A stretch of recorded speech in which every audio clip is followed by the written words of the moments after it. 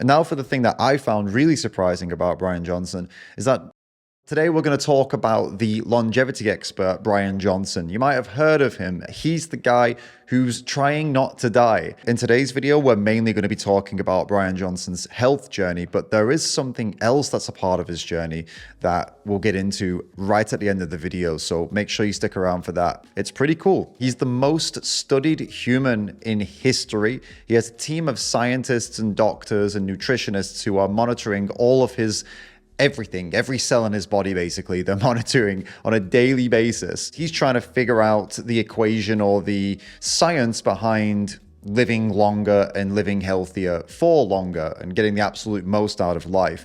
He does things like turns all the lights off in the house around 8 p.m. to improve his sleep quality. So he'll basically live in the dark for most of the evening and avoid screens and things like that, which seems pretty simple enough, good idea, all the way through to getting blood transfusions from family members in order to try and, cleanse his own blood.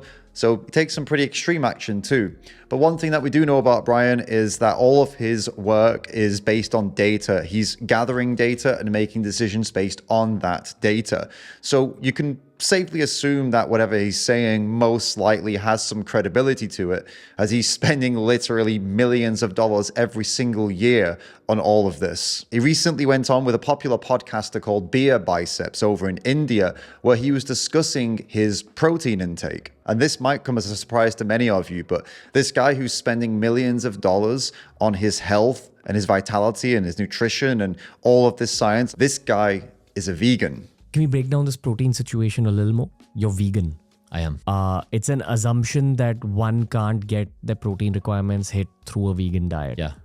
I'd assume that you argue against that point. It's a really common assumption that vegans can't get enough protein from their diets, and it comes from the meat and dairy industry mainly with their propaganda. They've been aiming at undermining plant-based diets for a very long time because at the end of the day, the more people that eat plant-based, the less money they make. So they've put out bogus science and they pay influencers to make bogus claims online to make people more uncertain about plant-based diets and protein intake and all these different things, calcium, B12, all these things. They aim to confuse so that they can control you. Bryan Johnson actually doesn't get into that, but he does get into what he does and how he is thriving and in the top 1% for his cardiovascular health and his muscular health while eating vegan. I am vegan.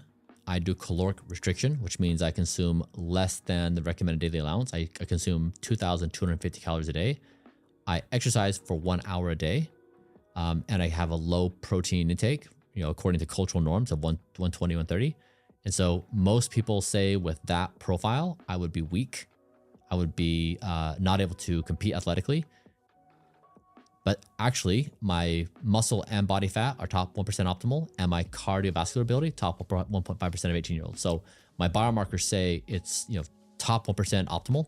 So it's an example that I've defied all cultural norms, and I'm still a top performer. So as you can see, Bryan is absolutely smashing it as a vegan, only eating plant-based food. And this is a guy, as I said, who's spending millions and millions of dollars on finding out what works and what doesn't work. And he's chosen to go down this route. Now, I know some of you might be thinking or even shouting at the screen, yeah, but he's got millions of dollars. This isn't proof that a lot of money means you will be really healthy as a vegan. In my opinion, what this is proof of is that it is completely possible to be 100% healthy, and not only healthy, but in the top 1% of health as a vegan, eating a plant-based diet. That's what he's proven.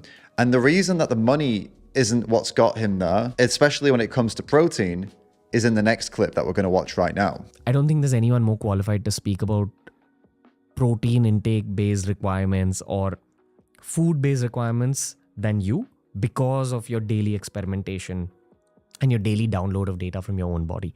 Can you break down some of the vegan protein sources that are your go-tos? We follow science and we follow data. Right. And so what I'm trying to say is don't follow cultural norms, follow the data. So get yourself measured. I get my protein sources from lentils, from pea protein, hemp protein. Those are primarily the major ones. Gotcha. Lentils, pea proteins, and hemp proteins. Yeah. So you do a couple of protein shakes every day? I have, 2 a day. 2 a day. Yeah. And the rest is from lentils. Yeah. So this is chickpeas, black lentils, I'll do some beans. beans. Yeah, This is primarily what we eat in India. Yeah.